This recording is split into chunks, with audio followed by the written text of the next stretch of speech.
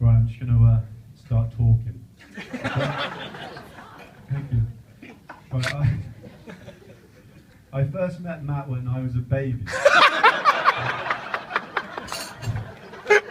My earliest memories of Matt and I are playing together, whether it be in the house, in the garden, or down the local park. And wherever we were, we always had a football.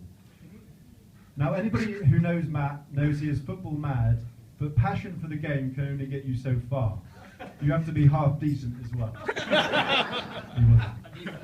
Which was the difference between me and Matt.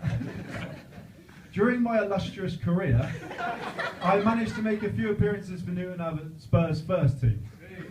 A feat of which my brother, although through years of trying, would never be able to achieve. I just wanted to put that in there, okay? Salt into the wound.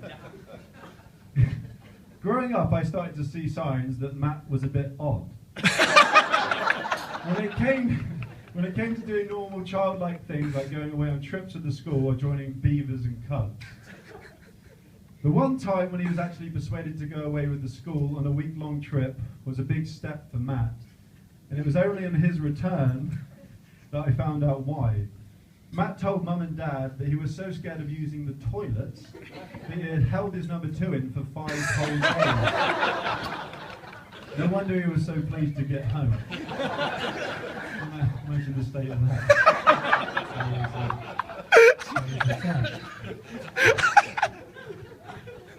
Loads of phone down. As we got older and progressed into secondary school, Matt hadn't changed a bit. And if anything, was getting even more pathetic. In a lot of cases, when you have an older brother, it's cool, because they'll be there to protect you through school and sort out any bullies who try and pick on you. As I grew up, it became more and more apparent that this was not going to be the case for me. When I got to about 8. If anything, I had to protect my brother from imaginary bullies and girls who were picking on him.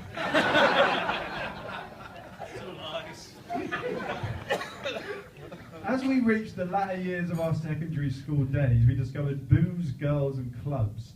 Well, everyone except for Matt, who was still at home trying to find all the shinies for his match of the day sticker album. Or maybe he was just worried about using the toilet facilities in the pubs. He's like Chris Finch from American Pie. One night when Matt eventually did make it out on the scene, it was very short-lived. I was at the bar in Wetherspoons looking for Matt because it was my round.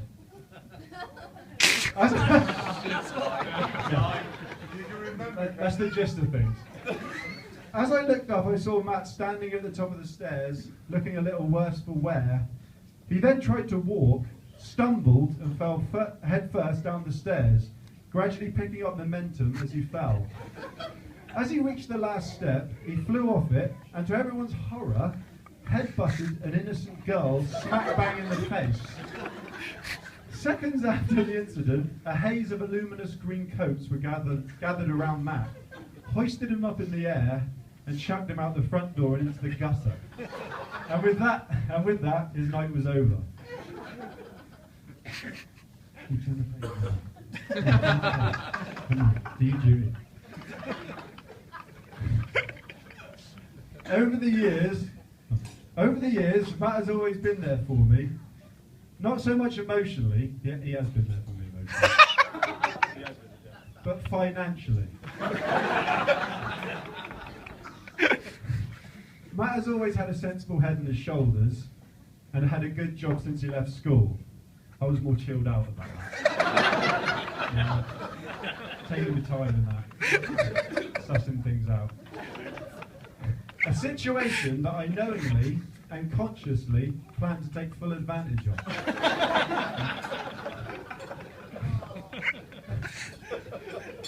Over the years, without sounding too shallow, Matt had started to become less of a brother to me and more of a walking cash machine.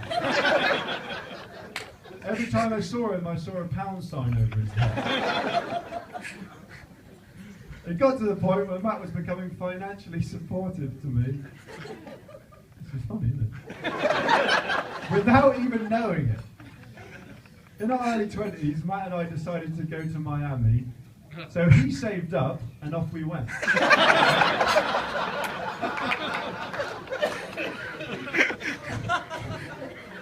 know. It's all right, I think. I will. How bad is that? A couple of days into our trip, during a night out and one too many beers, I was unfortunate enough to get mugged by a stranger. But we don't need to go into details about that. He was a stranger. Anyway, I did the only thing I could think of at the time, report it to the police. No, I didn't do that. I proceeded to go back to the hostel and stole all of Matt's cash that he had in his rucksack. It seemed like a good idea at the time. I was drunk. And continue with my night. The next morning, Matt woke up to find all his money gone. So I had to confess to him what I'd done. Matt thought he had been mugged, and I was seriously going to go along with that. I wasn't going to tell him that I took his money. That's what I did. Needless to say, Matt was not a happy bunny. But Matt, being Matt, did not stay mad for long, and the following night, to make it up to him, I bought him a drink.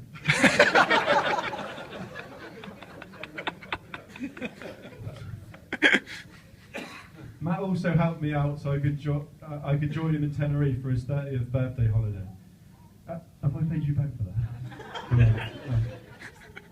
Oh. Sorry. Have I paid you back? Alright.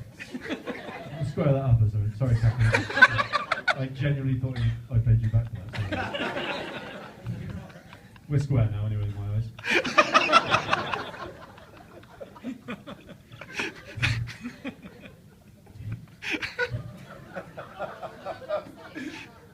No, this is alright.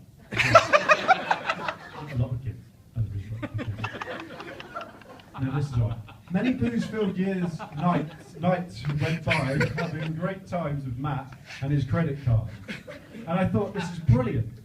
Life just doesn't get any better. Then a girl came along. I knew it was serious with Catherine when during a traditional Topp family holiday to Tenerife, I noticed that every couple of hours Matt was randomly disappearing. After a couple of days and on Matt returning, I decided to interrogate him.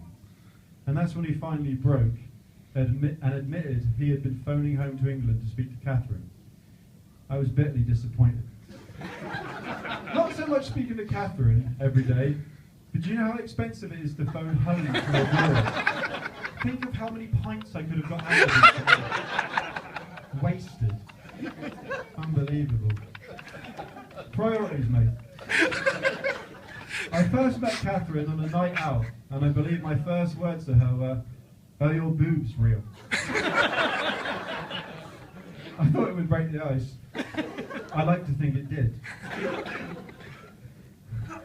I also would like to make a personal apology to Catherine today for all the times she has seen me drunk and unclothed. No sister-in-law should have to endure that more than once in their lifetime.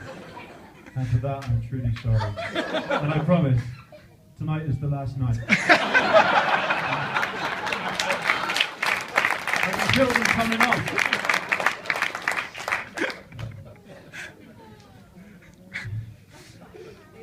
Catherine, you have been part of our family's life for 6 years now.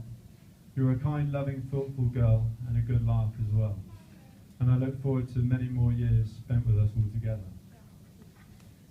And to Matt, this is short, isn't it? And to Matt, I just want to say how lucky I feel to have had you in my life. You're the best person I've ever or will ever know. You always put other people first and never think of yourself. You have always been there for me no matter what. And I don't deserve you as a brother. Didn't you think I'd cry for a second? Catherine, you have won the lottery by having this man in your life. I just wish I could be more like him. I am. I wish you all the happiness together, as I know you will be. I'd like to raise a toast to Matt and Catherine, the bride and groom, please. for Matt and Catherine.